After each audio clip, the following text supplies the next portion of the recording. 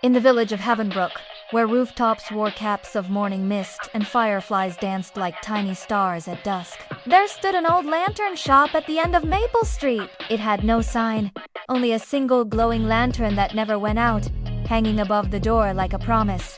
No one knew who kept it lit only that once a year, on the night of whispers, a new lantern would appear on the windowsill, waiting for the child who needed it most. This year, it was Finn, a quiet boy of 8, with a heart full of questions and a voice too soft to be heard. At school, he'd raise his hand, but by the time the teacher called on him, his words had slipped away. At home, he'd start to speak, but his older sister would finish his sentences. "I know what you're going to say," she'd smile.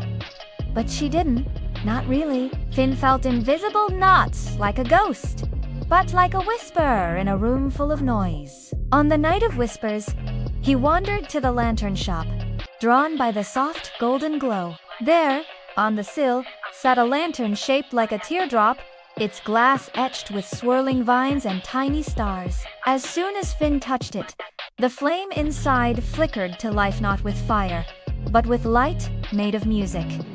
And then it spoke.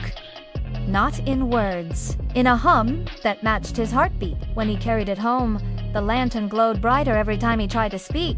When he whispered, "I like birds," the flame danced in joy. When he said, "I feel sad," it turned deep blue and warm, like a hug. But the real magic began when he took it to school. During Story Circle, his teacher asked, "Who wants to share a dream?" Finn's hand trembled as he raised it. The lantern, tucked in his backpack, pulsed gently. He took a breath. "I dream about flying, not with wings," with words, so everyone could hear me. The room fell quiet. Then, one by one, his classmates smiled. From that day on, Finn didn't shout to be seen. He spoke with care.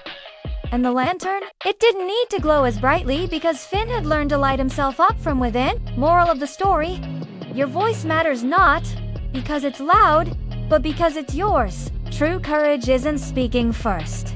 It's speaking true. Even the quietest heart carries the brightest light.